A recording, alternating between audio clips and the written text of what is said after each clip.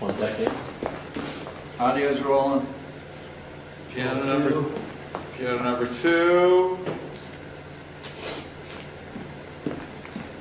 Septet at the threshold. Piano number 2. Ready?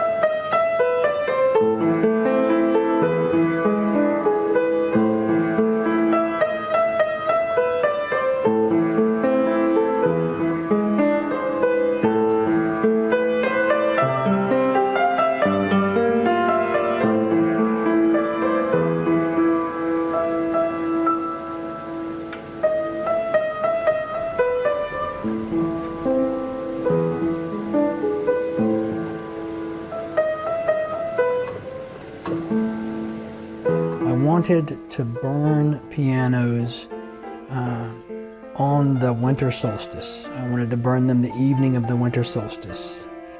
I do not recall who it was that suggested Arthur Goldstein as kind of a person to come in and play all of those pianos and kind of imbue or redirect the music or just some relationship. Like, I'm not a believer in the woodgy, but I believe in the bigness. And Arthur Goldstein is legendary in this town, was legendary in this town forever. I mean, he was a man for whom, music was life and life was music. There seemed to be no divide.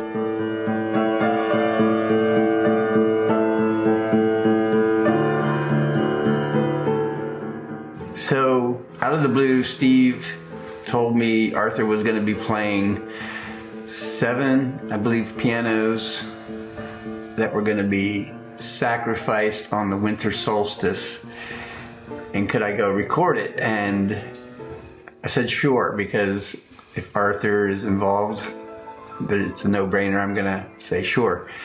So it was in a warehouse in Center Hall. It was really, really cold outside. In my mind, I thought, wow, why is he here? He should be in bed.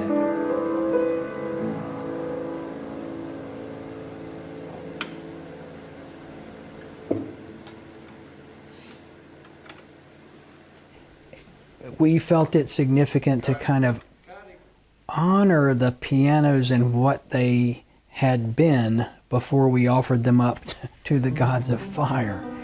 Most of them, the majority of the pianos were used in a music school. So there have been lots of probably frustrated, hesitant notes banged away on those keys, but probably also some beautiful music. So we wanted to just kind of honor that.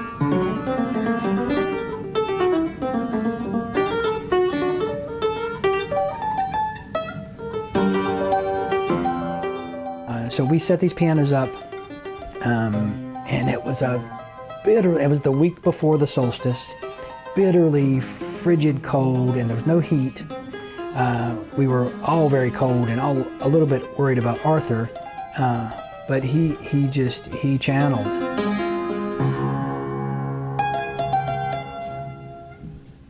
There was no heat in there. It was extremely cold.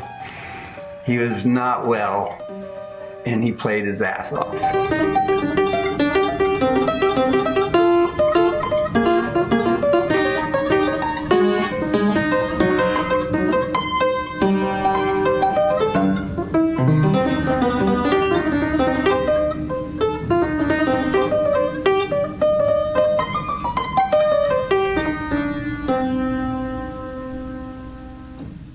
In his presence, you always kind of felt, I always felt that I was in the presence of music, and that was significant. And Arthur agreed.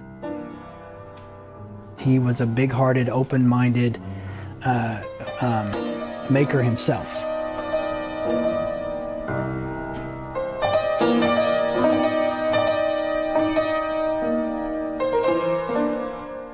He would just kind of click in and like have a conversation with each individual piano.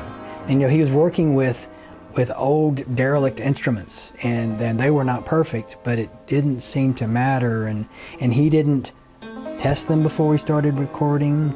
He didn't test them before he made any decisions. He just started playing, so he had to kind of adapt his brilliance to the flaws of the piano, and it was very magical. Like he gave something to and took something out of all of those instruments.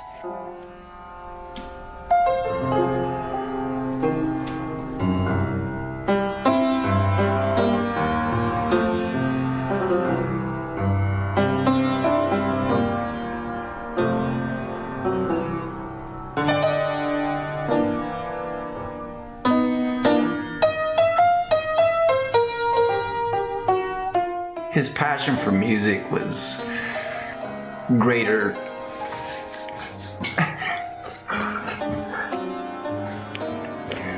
than almost anybody I knew. He loved to play music. He loved to go hear music. I mean, music was his life. That actually answers my question of why he showed up. He wasn't going to turn down an opportunity to play music. And I'm pretty certain that's why he was there, because he got to play.